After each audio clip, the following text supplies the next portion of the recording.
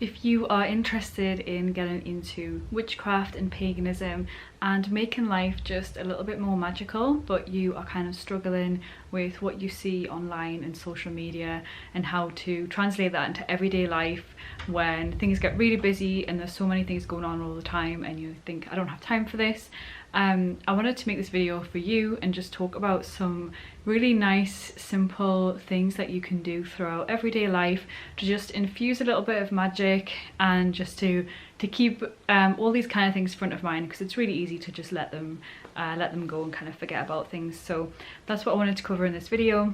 And the first thing to know is that everyone is different, and I say this a lot because I think it's really important to do a lot of research, look at what everyone's doing. Sure, that's great, you can get some really good ideas, but then at the end of the day you have to come back to what actually resonates with you and follow your intuition. So try different things, experiment, explore, but don't feel like just because somebody says something or I say something that you have to do things like this.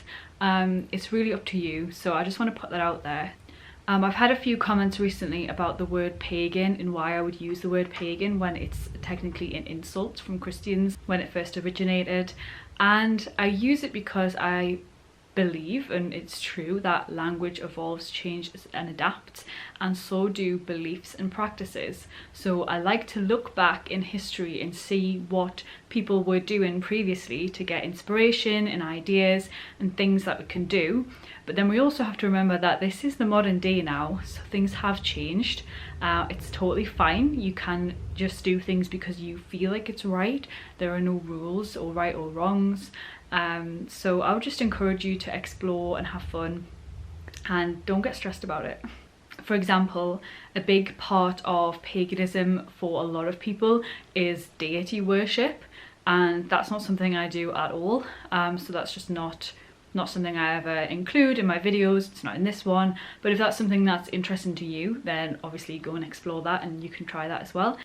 That's just an example of different things that people are interested in and why you should research as much as possible and then make your own decisions. So the first one for me is nature connection, and to me there is nothing more important than this. All across the world in ancient religions we see the theme of animism cropping up again and again, which is the belief that everything has a life force, a spirit, an essence, and energy, and I really feel that as well. And I think it's really, really important to remember that we are part of nature. So when I talk about being connected to nature, I don't mean that, you know, if you live in a city, you're screwed, you can't connect to nature, that kind of thing, because you're part of nature, you're not separate from it. It's not like you need to go into nature, you just have to remember that you are nature. And connect with it as much as you can. So if you don't live close to forest or the ocean and the mountains and things like that, then how can you bring that into your everyday life? What about plants? Do you have space for a little garden? Are there parks nearby, community gardens? These kind of things that you can sort of bring in. So I do work from home, which means that I can easily just never leave the house, and I don't mind doing that. But I really do try to get out for a walk as much as possible. And I think there's a difference between a walk and a mindful walk. If you want to just deepen your connection a little bit to nature and kind of follow the magic, then I would recommend trying to do a mindful walk. So this is where you don't have music on or a podcast on, you're not kind of racing through to try and get the steps in or whatever it is, or maybe you're not even with somebody, if you just want to do it by yourself, or maybe there's someone you're comfortable with, and really take notice of every single thing. There's a book by Sharon Blackie called The Enchanted Life, and the first chapter is basically about this, and it's a comparison of a woman going on a walk when she's thinking about work, she's stressed and she's just kind of rushing through and just thinking about all the things going on in her life, and then compared to a mindful walk where she's walking through the woods, she's noticing the birds and the plants and starting to think about things, because it really deepens your connection to the outside world, but also helps you think a lot. So I would urge you to be really curious as well when you're doing this. So if you see a mushroom, think, what is that? How can I find out more about that? If you see a bird, maybe you can watch it for a while, see where it goes, what it's up to, think about all the different animals, and think about all the insects and how everything works kind of perfectly together to be in balance. I'm sorry if you can hear the wind, it's extremely windy as always here, so it's kind of rattling through the house and through the fireplace and everything. I do apologise. So I think this can be a very playful experience where you can get a bit of that kind of childlike wonder and whimsy back, where you look at a leaf and you smell the flowers and you kind of look at the patterns and trace the patterns, or do some bark rubbings, find cute things, little acorns and pretty things to decorate your home with, all these kind of things when you're out and about. See if you can really explore and think and be really present in what you're doing. I love to talk to everything as well. I've mentioned this in a few videos, but when I'm out, if I go to the woods, I literally talk to everything. I greet the woods when I come in, I say hello, and I say hello to all the trees. And if I see like a little pigeon, I've got such a soft spot for pigeons, because I feel like everyone's so horrible to them. If I see a little pigeon, I'm like, oh, hello sir, how are you doing? And I try and talk to everything and like really get that like connection going, and I feel like I hear things talk back and I feel things talk back, and it really gives you that sense of like wonder, and it takes you out of your everyday life and realize that life is a lot bigger than you and all your little problems of, oh, I need to put the washing in and I've got this meeting later, and all these things. Obviously they're important to you in your life, but there's a whole world out there. If you look down in the moss and see the little universe that is the moss, then it helps to just kind of put things in perspective and make you feel a lot better.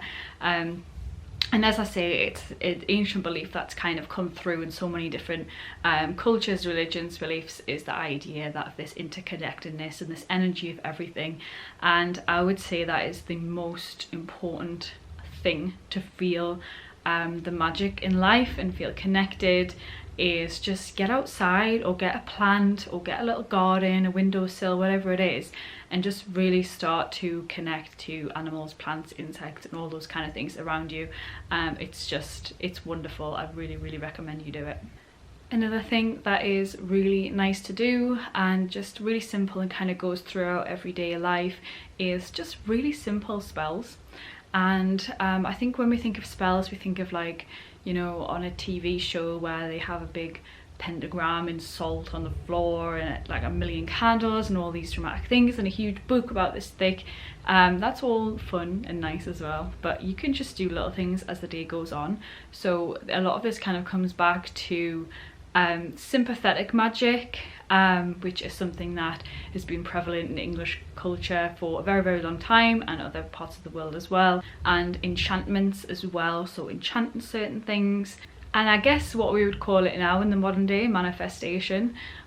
So a really simple one to do is blessings of food and drink, and this can be a lot of different things. It can be whatever you want. So yes, you can say a blessing to just be appreciative of the food and where it's come from, and think about where it's grown and all those kinds of things, and feel a bit more connected to it through that and feel some gratitude. Or you can kind of do like a blessing on the food or drink. So a really common one that you'll see people do is when they make a hot drink, stir an intention into it. So this can be your morning coffee, you're rushing, you're stressed, just take like 20 seconds to do a little spell where you just simply stir in the coffee and put in some intentions into it. So it could be like, you're just gonna have a really good day today, like this thing's gonna go well, all these kind of things that you can just sprinkle into food and drinks and just kind of put the energy into it from yourself and really focus on it when you're doing it as well. That's a really quick, simple thing that you can do throughout every day. Another one like that is just kind of mirror spells, and self-love is a really big one for this, obviously. So I don't wear makeup every day because I work from home, so I only do it sometimes, so I quite enjoy doing it and sitting down and doing it and everything. It's quite fun. And you'll see a lot of people do kind of like glamour magic and stuff, but something really simple that you can do is just do like a little self-love kind of ritual when you're getting ready in the morning. So you can do little sigils in your makeup before you blend them. Even if you don't know any sigils, don't stress, it's all just about intention. Just do a little love heart, just to say that you love yourself and you're proud of yourself and these kind of things. And you can just take a few seconds in the mirror to say these nice things about yourself and really feel it and kind of put that good intention into getting ready and what you're doing for yourself. It's all just about directing the energy that you want to where you want it to go. So you can just sprinkle these little things throughout your day. Another little simple spell is cleaning.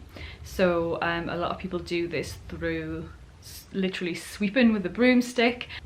And when you're sweeping the floor and you're kind of sweeping all the dust out and stuff, also just focus on sweeping out energy out of the door as well, any negative energy, anything you want to let go, these kind of things. A lot of people do it in a shower, where when they have a shower they kind of visualize all the stress and negativity and those things kind of flowing off the body. And you can do it with the dishes as well. So I hate doing the dishes, I hate touching wet icky food, it's like bleh. So something that I sometimes do is put like a couple of drops of like a fragrance in there, just so I can kind of feel like it's a nice experience. I can smell this lovely fragrance. And you can do some kind of visualization as well, like you're kind of washing off any bad stagnant kind of energy or anything like that when you're doing the dishes. These kind of little things that are sprinkled throughout the day just help to make you always feel a little bit magical and whimsical, and they're just really nice to take some time out of busy life, which gets crazy sometimes, and just take a couple seconds to think about how you feel and how you want to feel and all these kind of things as well. Really simple and easy to do and just really nice as well. So something that is really nice to do and really simple, can be as elaborate or as plain as you want it to be, is just to create a little altar space that's kind of dedicated to things that are important to you and all things magical.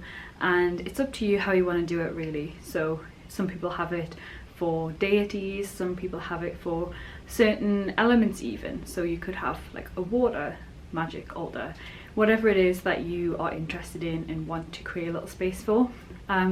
So the way I like to do it is seasonally. I just really love thinking about the seasons and trying to be as connected to the seasons as possible and kind of go with the flow of them. So I like to have seasonal reminders around everywhere.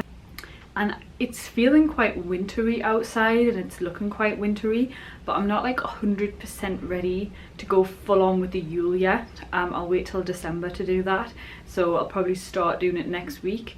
But for now I'm just kind of want to sprinkle in a little bit of Yule, and I don't have it really aesthetic and elaborate. Like if you go on Pinterest or other YouTubers, Instagram and stuff, you see the most beautiful altar spaces, and it's fine if yours isn't very beautiful or there's not much on it, or perhaps you don't have a space or you can't do it openly, so you just have a little place that you can do it, even a candle or like a potted plant, a notebook, anything like that. Or you can have portable altar spaces as well. It just kind of depends what you want to use it for and what you do there. So I'm just gonna decorate mine a little bit for this in betwixt kind of season, and it's not going to look beautiful, so I'll just warn you of that now, but this is what we're going to do. So let's have a look at the random stuff that I've got and see where it can fit.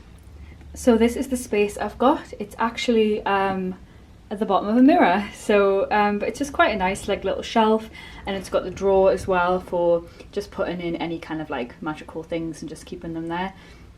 And this is in my study kind of home office room, which I just did a makeover to, so I'll put a link to that up at the top, so you can go and check out if you haven't seen it yet. I'm just going to have a look at some of the objects I've got and see if I can make a nice little space. So this is my grimoire, and this is probably the most important thing that goes here really, because this is the thing that I would use the most. I always have my little incense holder, and the incense that I've got out at the minute is this Samhain incense from Star Child, which is a shop in Glastonbury. Obviously it's not exactly Samhain, but it's still kind of in the kind of autumn time. We haven't had the winter solstice yet or anything, so I think that's still kind of the vibe that I'm feeling. So as you can see, there's a lot of different things in this drawer. This is a wooden egg for Astora. I made this corn dolly, and yeah, I've got a lot of different random things in here. So I think that's it, and as I say, it's not super aesthetic. I just have a couple of things to represent the in-between of the seasons. So I've left this skull candle here because it reminds me of Samhain and kind of nature dying, getting ready for the winter and those kinds of things. So I've left that there. I've got my little triple moon board as well. Incense, a couple of pine cones just for that seasonal vibe, and then here I always have this shell with some sage in there, and then this robin candle, which again might not exactly go to some people, but this is I've seen the robin quite a few times recently in the garden, so I know that winter is coming and those kind of vibes are on the way. And then of course my grimoire as well, so I can write and work and do things like that here as well. Another thing that you can do just really casually throughout the day is do some kind of divination, and there's loads of different ways to do this. People use like runes and pendulums. Tarot is a really big one, and you can just kind of take a few moments to tap into something that maybe you want to get an answer to, or you're curious about, or you just want to kind of vibe things out. So you can maybe ask a question of what you're doing, or a couple of questions, or however it is you want to do it. Maybe pull a card, or some people like open a book and whatever line they see, that's kind of like the answer to the question that they're asking. Very like intuition led kind of things, but those are kind of small things that you can do as well throughout the day just to tap into a little bit of magic. Then the last one is one that I do every single day without fail, and I talk about it all the time, but it's like a tea ritual, and you can combine this with the simple spells as well.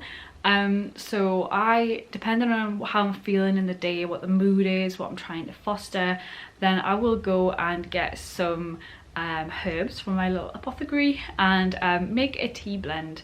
And if you've watched my previous videos, then you'll know what I think about correspondences and stuff. Basically I will choose the correspondences that I think are right. I don't just listen to random Pinterest images or whatever.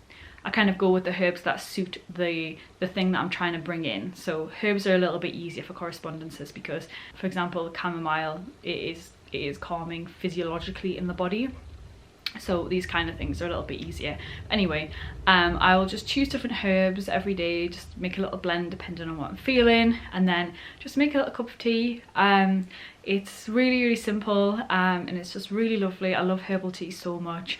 If you don't like tea, you can put herbs in a bath as well, or you could just even put them like on your little altar space or wherever it is you wanna do it. But I love to just breathe in the steam of the tea and just smell it, and you can do a little blessing on the tea as well. Just do a little spell, whatever it is you want, into the drink before you drink it. And it's just really nice to just take those couple of minutes just to kind of relax, take a deep breath, and yeah, use that as an opportunity to take a break and bring in whatever it is that you're trying to foster. So I hope some of these were helpful. As I say, and I will say this until the day I die, you don't have to listen to anything I say if you don't want. Please just research and try things. Don't get bogged down in rules and what you should be doing and what it says in a book. Just kind of research whatever feels right to you. So I research a lot of historical stuff, but then also remembering that we are in the modern day and I'm not afraid of that, and it's fine to do modern things for modern purposes, and just following the vibe that I'm getting. So I don't want you to think that I'm doing all of these things every single day, because I'm definitely not, because life really does get in the way sometimes, and I'm so focused on all the things that are going on that it's hard to kind of do all these things. I know that, but if you can pick like one a day just to take a couple of minutes out and just kind of do something nice like that, then I think that'll be enough, and that'll be nice. Or you can do all of them if you want, totally up to you. As always, I would love to hear what you think, or if there's anything that I've missed that you also do, just drop a comment. I'm reading most comments, but I've started getting really horrible comments, so I'm trying to not look at them too much, because I don't know, I try and not care, but I do care. I think it's only human. So anyway, I'm trying not to look at comments too much because of that, but I'll try and pop on and just have a look and see what you've been saying, because I really like talking to people in the comments, because I get so many lovely ones as well. So thank you so much if you are watching this channel, and hopefully I will see you in the next video.